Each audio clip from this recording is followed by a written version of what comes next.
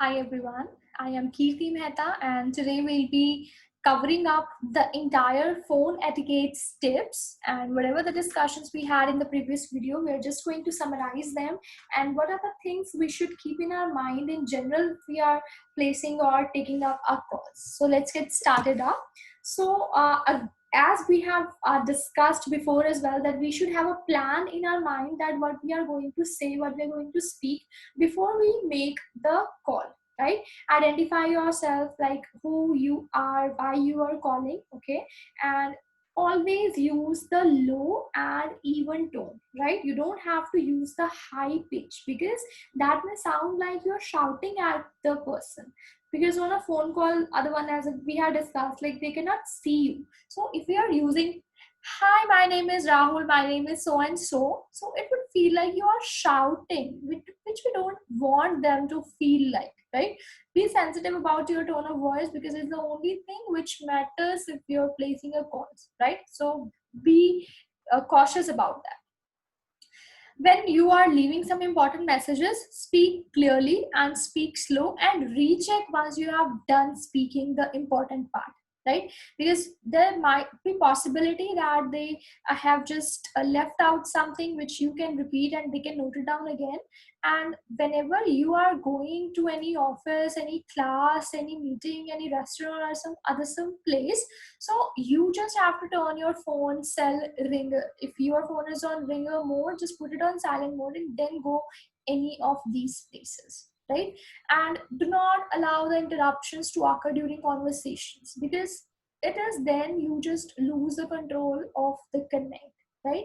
And you yourself stay undistracted. If you yourself are distracted with so many other things around you, then you can never able to get or hit the target, or able to achieve that purpose of the calling. So keep yourself away from all the distractions and all the activities which might disturb you and your caller while you are on a phone, right? So general etiquettes, always pick the phone as soon as it's possible and use the basic phrases, use the basic courtesy, and when you end the call, just say them thank you or you are welcome, and smile on phone in order to have a pleasant voice or tone. So thank you so much. So when I'm smiling, my voice seems to be more pleasant as compared to when I say such things without a smile. Obviously, they can't see whether I'm smiling or not, but they can judge through my voice whether I am in a good mood or no, right?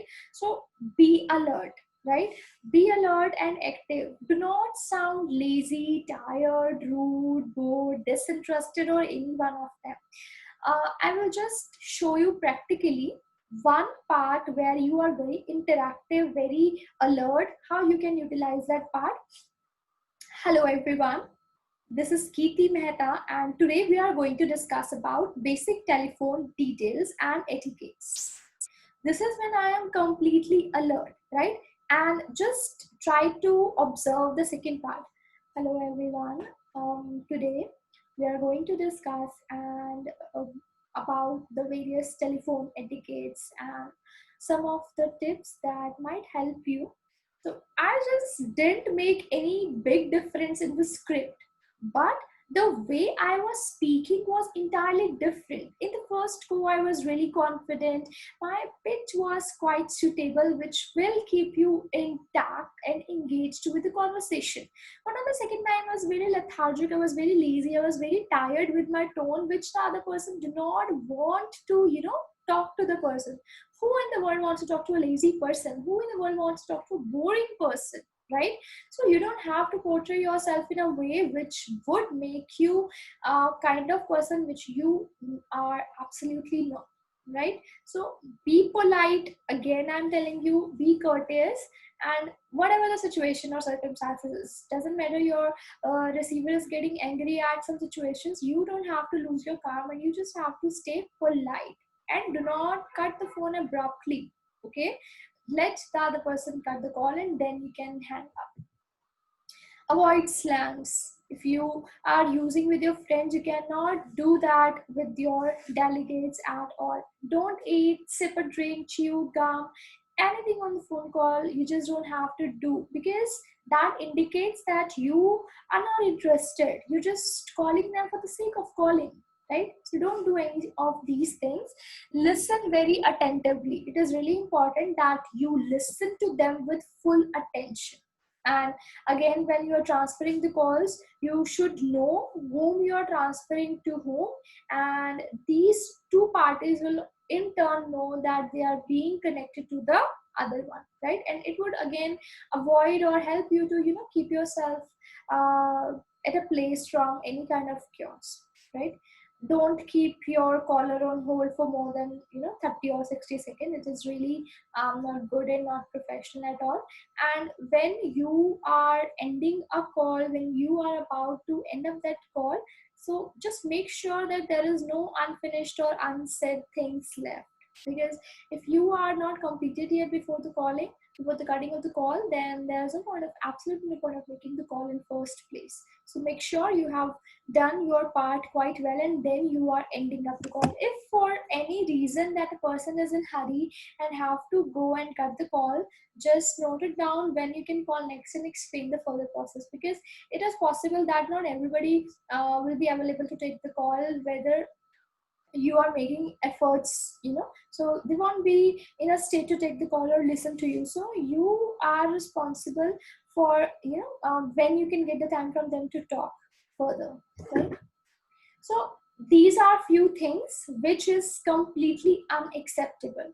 So when you have to say like you will have to wait, you just can't say that. If somebody has called you and you are the intermediate person and you have to connect that person to the other person, and for instance they are asking for your own help and you are quite busy for with something else, so you just can't say you'll have to wait. That is really rude. What you can say instead of that, thank you, you'll check or you'll see and you'll get back to them, right?